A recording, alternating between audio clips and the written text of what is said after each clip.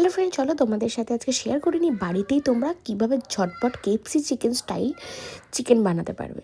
তো তার জন্য আমি যেরকম পিস দরকার আমি সব রকমই পিস নিয়েছি, এমন না যে শুধু বোনলেস নিয়েছি, উইথ বোনও নিয়েছি, সব কিছু তোমাদেরকে দেখিয়ে দিলাম। এবার ওই চিকেনটাকে পরিষ্কার করে নেব, আর একটা পাত্রে জল আর লেবু, লবণ আর দিয়ে দিলাম কিছুটা ভিনিগার দিয়ে সেই মাংসটাকে, পরিষ্কার করে রাখা মাংসটাকে দিয়ে দেবো জলের মধ্যে। এভাবে প্রায় কিছুক্ষণ এটাকে ঢাকা চাপা দিয়ে রেখে দেবো। এবারে চলো একটা মশলা বানিয়ে নিই। এখানে যে আদা, রসুন আর শুকনো লঙ্কা, তো এই যে মশলাটা বানিয়ে নিয়েছি। এবারে যেই মাংসটা আমি জলে ভিজিয়ে রেখেছিলাম, ওই মাংসটাকে এবার তুলে আমি একটা পাত্রের মধ্যে নিয়ে নিচ্ছি। একদম জলটাকে চিপে চিপে নিয়ে নেব, যাতে কোনো জল না থাকে। এবারে আরেকটা পাত্রের মধ্যে দিয়ে দিলাম বেশ কিছুটা তেল আর আদা রসুন বাটা, আর তার সাথে লঙ্কা বাটাটা, আর তার সাথে দিলাম 1 চামচ ভিনিগার, আর একটু কাশ্মীরি লঙ্কার গুঁড়ো, গোলমরিচ, নুন, আর তার সাথে দিলাম অরিগ্যানো। এটা দিয়ে ভালো করে মিক্স করতে হবে। এটা দিয়ে ভালো করে মিক্স করে এবারে ওই যে চিকেনটা আমি রেখে দিয়েছি জল থেকে তুলে, সেই চিকেনের ওপরে এই মশলাটা ভালো করে মাখিয়ে নিতে হবে। এমন করে মাখাতে হবে যেন কোনো জায়গায় বাদ না যায়। মাখানো হয়ে গেলে চিকেনটাকে ঢাকা চাপা দিয়ে কিছুক্ষণের জন্য ফ্রিজে আমি রেখে দেবো। এবারে চলো বাকি কাজটা করে নিই।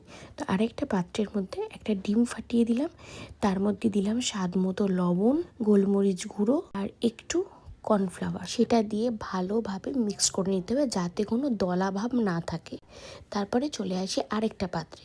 সেই পাত্রে নেব কিছুটা কর্নফ্লাওয়ার, কিছুটা ময়দা, তারপরে দেব হচ্ছে আদা রসুনের পেস্ট, লবণ, কিছুটা লঙ্কার গুঁড়ো, বেকিং সোডা আর অরিগ্যানো দিয়ে ভালো করে এটাকে মিশিয়ে নিতে হবে। এবারে হচ্ছে মেন কাজ, আমাদেরকে এটাকে ভাজতে হবে।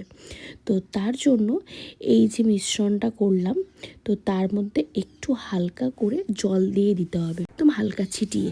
তারপরে একটু চামচ দিয়ে মিশিয়ে নেব যাতে একটু দলা দলা ক্রিয়েট হয়।